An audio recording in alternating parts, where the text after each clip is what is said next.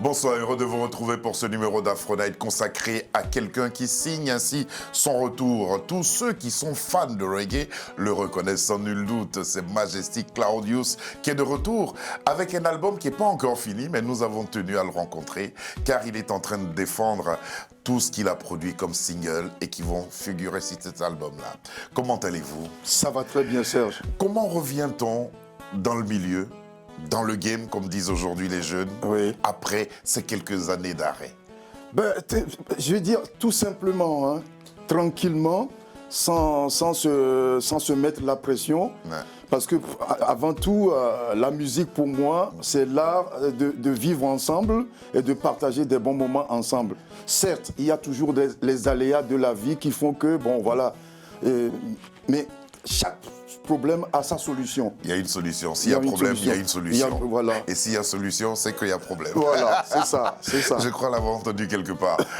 Merci beaucoup, Majestic, d'être avec nous. C'est un honneur pour nous Serge, de vous avoir sur ce plateau. Et puis, merci de toujours faire briller et rayonner le reggae. Merci. Reggae Sunshine. Yes. Allez, bienvenue à Afro-Night. Merci, Serge.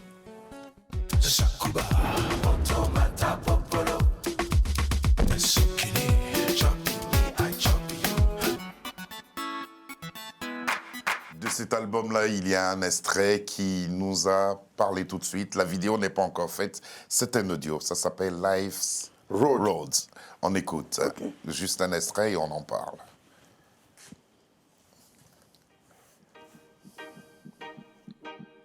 Kamalodo, Kamalodo, Kamalodo Wadashi. Beni Bella, Beni Bella Wadashi. Merci. Là, c'est le Hooks. Ça réveille toujours, ça. Oui, ça. Oui. Alors, justement, Kamalolo, c'est du ça fait partie du patrimoine togolais. C'est une chanson traditionnelle. Ah. C'est une chanson traditionnelle qu'on chante pour les enfants. Ah ouais. Voilà, c'est ça. Oui, c'est vrai, ça rappelle une berceuse. Absolument. Ça rappelle une berceuse.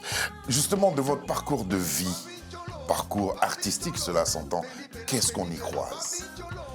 J'ai croisé pas beaucoup d'artistes. Beaucoup d'artistes.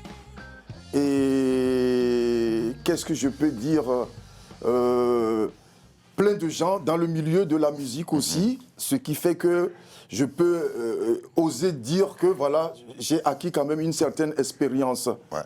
Mais quand vous chantez Life's Road, c'est un parcours de vie. Dans ce parcours de vie, est-ce qu'il y a des choses essentielles qui vous sont restées gravées dans la mémoire? Je veux dire, dans la vie quotidienne, on vit toujours, il n'y a pas d'être humain sur cette planète qui, depuis sa naissance jusqu'à son départ, va se dire que voilà, moi j'ai vécu que dans la bonne humeur, etc. Dans l'opulence. Non, Ouais. la vie, elle est faite de haut et de bas. Et on apprend à gérer. Dans ces auteurs-là, le batteur que vous êtes a rencontré des artistes émérites, Pierre Akenege, Cheikh Tidiane Seck et le bassiste André Manga, entre autres. Ouais. Que gardez-vous de ces collaborations? Que des bons souvenirs.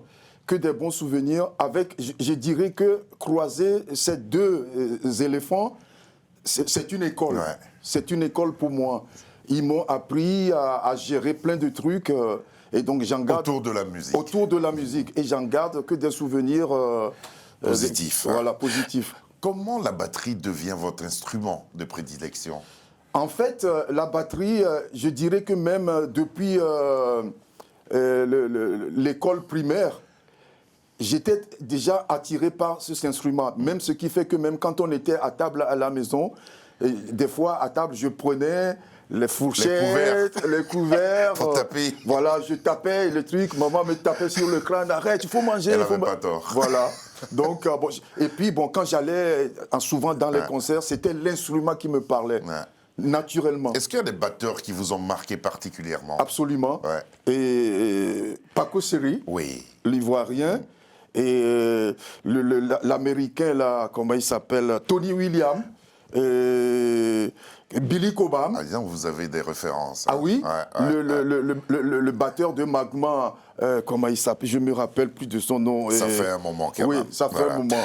À quel moment le reggae vient à vous? Vous avez été apparemment happé par le reggae. J'ai été happé par le reggae. En fait, c'est que il y avait des compatriotes togolais, des amis que je côtoyais au Togo avant d'arriver en Europe, qui nous ont rejoints à un moment donné. Et au départ, on avait commencé à faire, comment dirais-je, à jouer des chansons traditionnelles du Togo. Et puis, à un moment donné, on était parti en tournée en Algérie. Et là, on a rencontré des Sud-Africains qui nous ont raconté l'histoire de l'apartheid. Et de là, quand on est revenu de tournée, c'est quelque chose qui nous a troublés. Et là, on s'est dit... Là, vous avez rencontré de vrais Sud-Africains, vous parlons de l'apartheid. Mais complètement... La ségrégation. Serge, je n'ai jamais entendu parler de cette ségrégation quand j'étais sur le continent africain. En arrivant en Europe, plus ou moins. Mais en Algérie, on croise ces Sud-Africains-là, quand ils nous ont raconté leur vie, mais on s'est mis à pleurer, quoi. On ne comprenait pas. Et bien voilà, et c'est de là. Et quand on est revenu de cette tournée de l'Algérie, à l'époque, le chanteur du groupe, comment il s'appelle, je me rappelle plus. Peu importe. Peu importe. C'est lui, c'est Deto, voilà, il s'appelle Deto. C'est Deto qui a dit, mais hey, man, ce que les guerriers là nous ont raconté, il faut qu'on essaie d'aller vers quelque chose de sérieux dans la musique. Et là, c'est de là qu'on a dit, on s'est dit que la musique, pour pouvoir aller et parler de ces choses sérieuses, ça ne pouvait être que le reggae. Que le reggae. Et ensuite, vous aurez la chance de jouer à Lyon pour la libération de Nelson Mandela. La libération... Ça, c'était un grand moment. Ah, c'était un très grand moment, parce qu'en plus de ça, l'organisateur de cet événement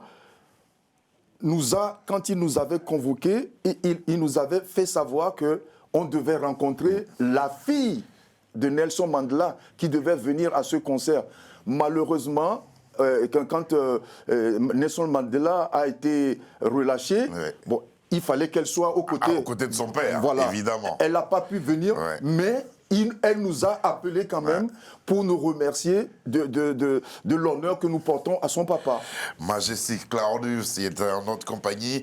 Alors on va maintenant s'intéresser à l'une de vos chansons, vous parlez d'amour. Yes. L'enseignement de ce qu'on appelle l'amour, Teach Me Love. Yes.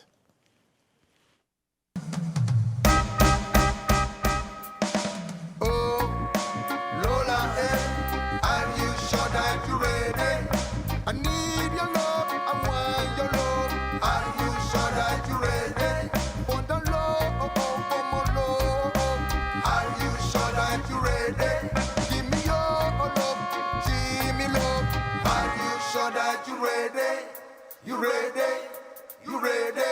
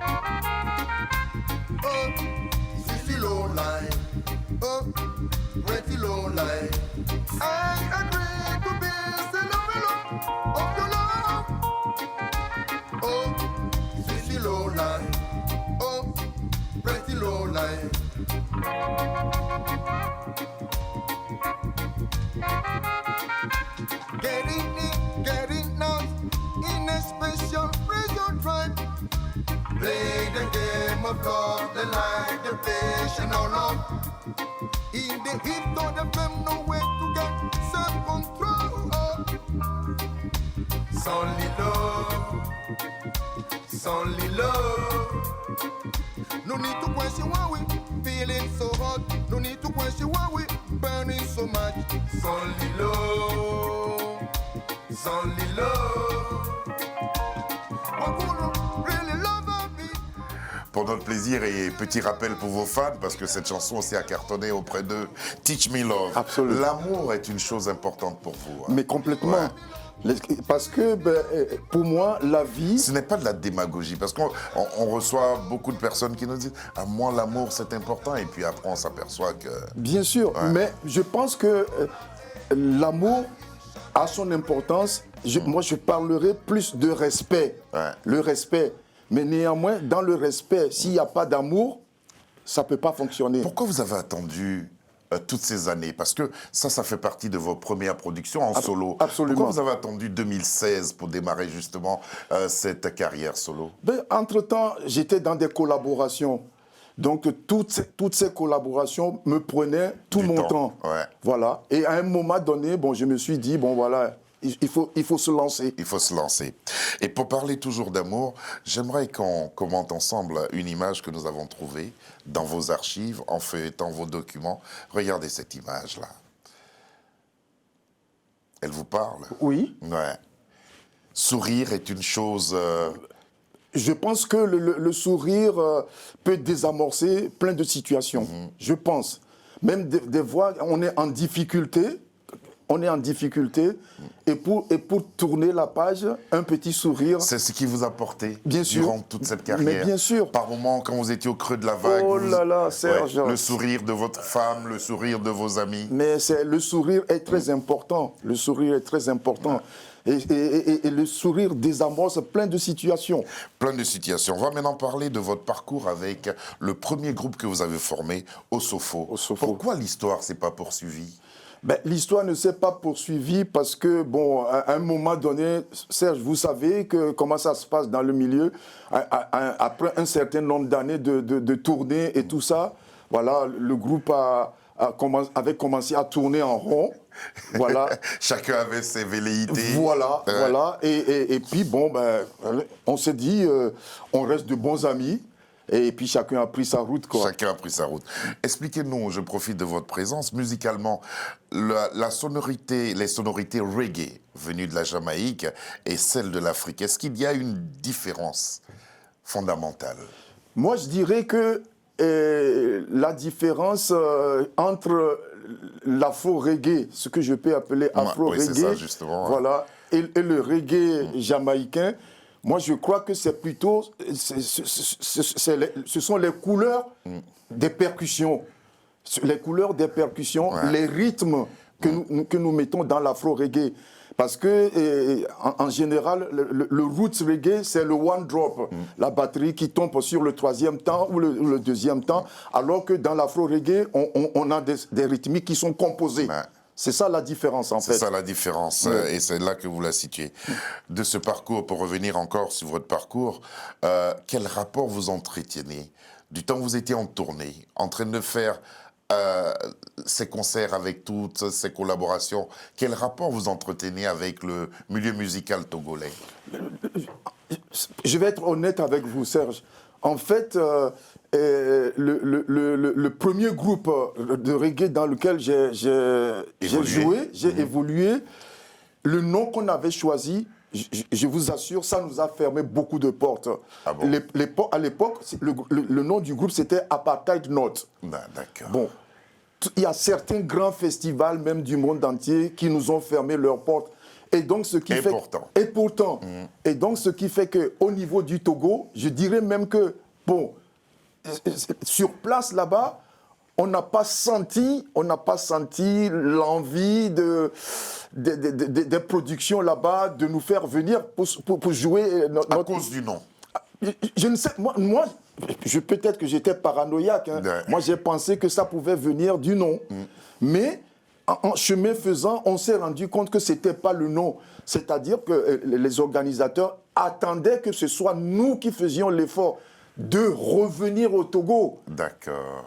Produire des choses avant, alors que nous, on attendait qu'ils nous invitent. Pour montrer ce que vous saviez faire. Voilà, et ça n'a jamais été fait. Ça n'a jamais été fait. Jusqu'en 2019, j'ai eu l'opportunité d'aller faire une petite tournée là-bas. Et puis, on va voir une vidéo, vous à la batterie.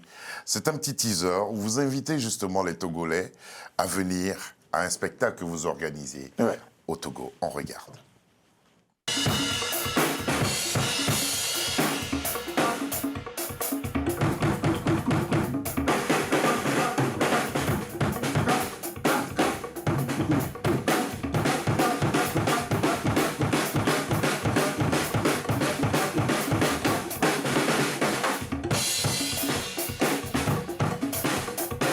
Kamana Messie, Daddy Boame, oh ya, Kamana Messie, Daddy Boame. Samantomato, oh ya, Samantomato, oh po, Samana Messie, Daddy Boame. Usimi Kwego, oh ya, oh ya, oh ya, oh ya, oh ya, oh ya. Sambana ne kwa kwago, sambana ne kwa kwago, sambana ne kwa kwago, sambana ne kwa kwago.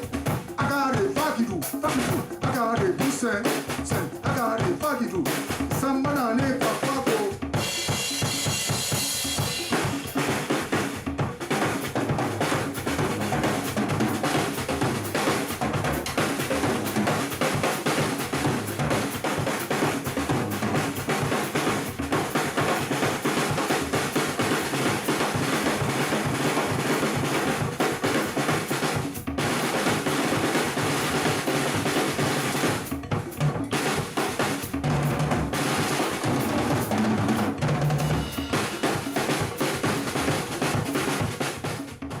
Je vais essayer de ne pas me tromper. Et Gamana Messi. Voilà. La puissance de l'argent. Ouais.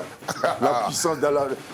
Puissance, le manque d'argent. Le nerf de la guerre, c'est l'argent. Ouais, mais ça sonne un peu comme de la chantilly. Oui, c'est Ouais, Ashanti. c'est hein. vrai. Ouais, et Gamana Messi, ça sonne un peu Ashanti dans l'ouest de l'Afrique. Ouais. Alors justement, comment vous avez été accueilli à Lomé? Parce que ça, c'était un teaser pour inviter. C'était super. C'est là où je me suis vraiment rendu compte qu'à partir de notre, à l'époque, on avait quand même laissé une trace. Mais c'était de la folie, c'était de la folie. Et donc, de là, ça m'a donné envie de rencontrer la jeunesse sur place et de commencer à mettre en place des projets d'avenir. Ah, mais justement, qu'est-ce qu'on ressent quand on est resté si loin de son pays, avec un bagage culturel?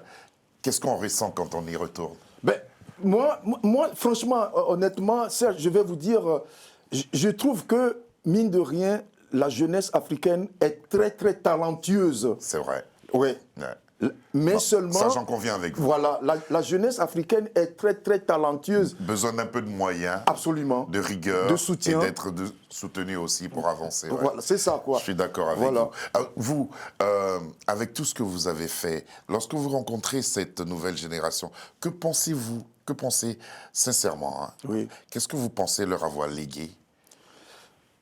On va voir une photo où vous êtes avec un ensemble de jeunes. Oui. Moi, j'ai trouvé ça très, très touchant de vous voir à leur côté. Mais en tout cas... Voilà, là. Voilà, en tout cas, c'était le groupe de reggae qui m'avait accompagné quand j'étais à Lomé. Ils sont jeunes. Ouais, c'est Revelation Band. Ils sont jeunes. Ouais, c'est Revelation Band. Ils savaient déjà jouer. Oui. Vous avez été Ouais. surpris par leur Ah, talent. bien hein. sûr, j'ai Ouais. été surpris par leur talent. Et c'est eux qui m'avaient accompagné. C'est eux qui m'ont accompagné. Donc, j'ai été surpris par leur connaissance concernant cette musique, au moins cette musique-là. Le reggae. Oui. Justement, le reggae.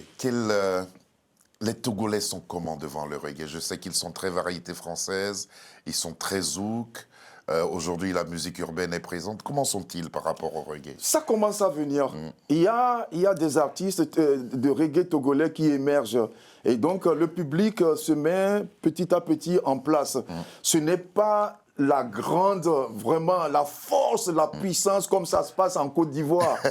C'est pas la même chose. Troisième capitale du reggae, je crois. Exactement. Après la Jamaïque, Londres, c'est Abidjan. Exactement. Ouais. Mais bon, ça vient, hein, ça se met en place. Ça se met en place. Alors, Majestic Claudius, Yes. Life Road et Sunshine Reggae. Il y a quelques autres titres que vous avez sortis pour ce retour. Pourquoi c'est maintenant que vous décidez de défendre sur les antennes de radio, de télévision, ces titres-là? Oui, à un moment donné, charité bien ordonnée commence par soi-même. J'étais dans beaucoup de collaborations, beaucoup de collaborations qui me prenaient beaucoup de temps.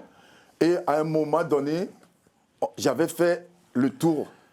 La boucle était bouclée. Et là, j'ai commencé à me remettre en question. Et j'ai commencé par me dire qu'il faudrait quand même que je laisse quand même une petite trace. Cette remise en question, elle est personnelle ou elle est collégiale? Il y a une équipe qui vous entoure? J'ai une équipe. D'accord. J'ai une équipe.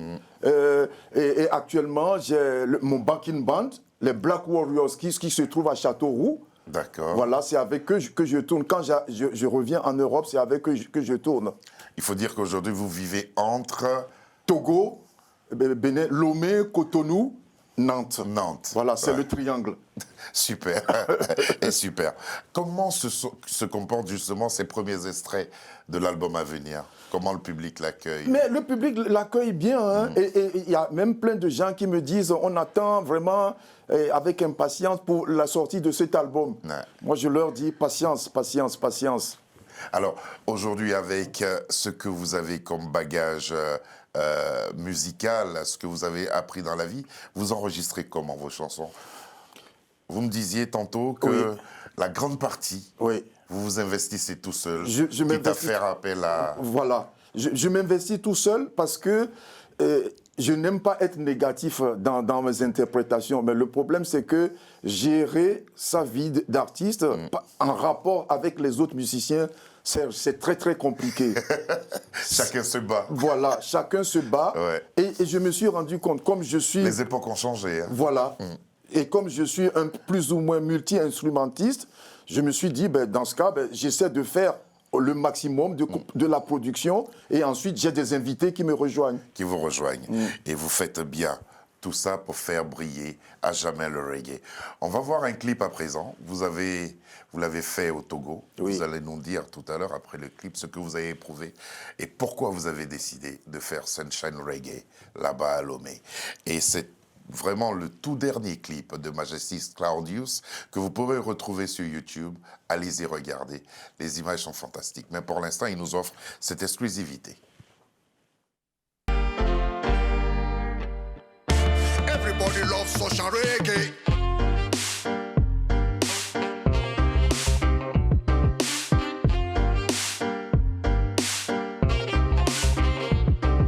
Sunshine reggae. Sunshine reggae music. Sunshine reggae. Dance reggae. Sunshine reggae. Dance reggae. Mr. Reggae Man, give me sunshine reggae. Mr. Pokemon, give me sunshine reggae. Sunshine reggae music, dance reggae music. Sunshine reggae music, dance reggae music. Tonight, sunshine reggae.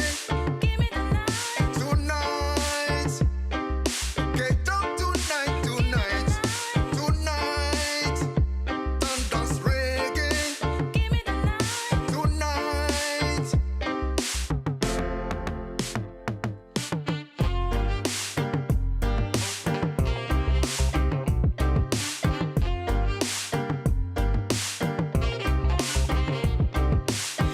Everybody got to do it. Dance reggae, sunshine reggae. Sunshine reggae. Dance reggae, sunshine reggae. Dance reggae, sunshine reggae. Sunshine reggae. Everybody want this sunshine reggae. Everybody like this sunshine reggae. Sunshine reggae, sunshine reggae. Everybody love this sunshine reggae. Everybody want this sunshine reggae. Sunshine reggae, sunshine reggae. Tonight, get down reggae. Give me the night. Tonight, get down reggae music tonight. Tonight, get down reggae. Give me the night. Tonight.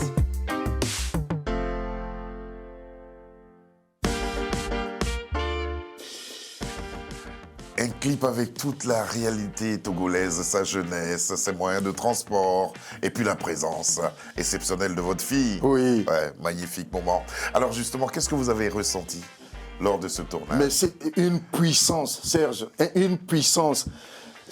J'ai remarqué que déjà même pour faire un clip en Europe ici, il faut inviter du monde, il faut payer un tel... Les figurants. Les figurants. Et là-bas, c'était naturel. Ouais. Les enfants, ils me couraient après. Tous les autres, ils me couraient après. Oh, tonton, on veut être dans ton clip. Ouais. Ils ont gardé cette Mais spontanéité-là. bien cette sûr, mais bien hospitalité sûr, aussi, cette ouais. spontanéité, c'est ça qui m'a beaucoup touché, quoi.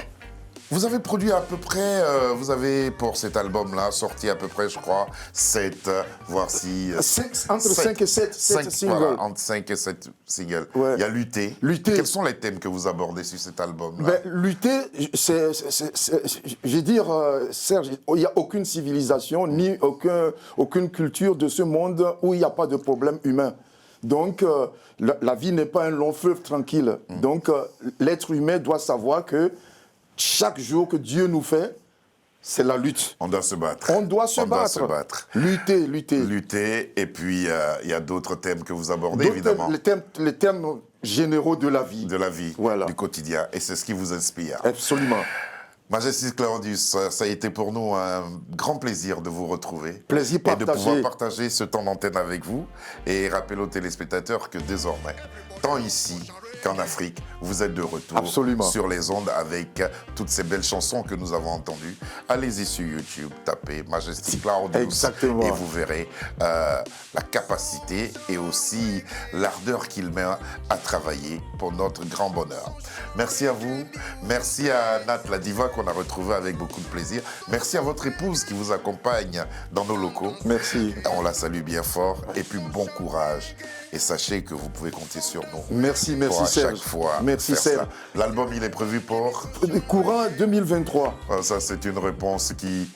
C'est une réponse à rallonge, ça. Non, déjà, il faut que j'arrive à finir, comment dirais-je, les 5 productions qui me restent.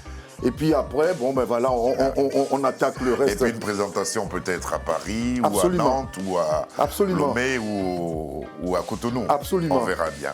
Et Abidjan, Et pourquoi Abidjan. pas. Abidjan, Et pourquoi pas. Voilà, justement. Abidjan. Fan de reggae. Ouais. Merci beaucoup de nous avoir suivis, amis téléspectateurs. Il s'appelle Majestic Claudius. Il est de retour avec Sunshine Reggae. Dernier extrait, vous pouvez retrouver Lutter et pas mal d'autres titres sur cet album à venir. Pour l'instant, il vous les offre en single. Merci à Sabir Gaïb, merci à Michel Tran, à Lucie Dion, à Alexandra et à Davina qui nous ont aidé à la préparation de cette émission, sans toutefois oublier Hamed. Merci et bonsoir. À demain. Bonsoir.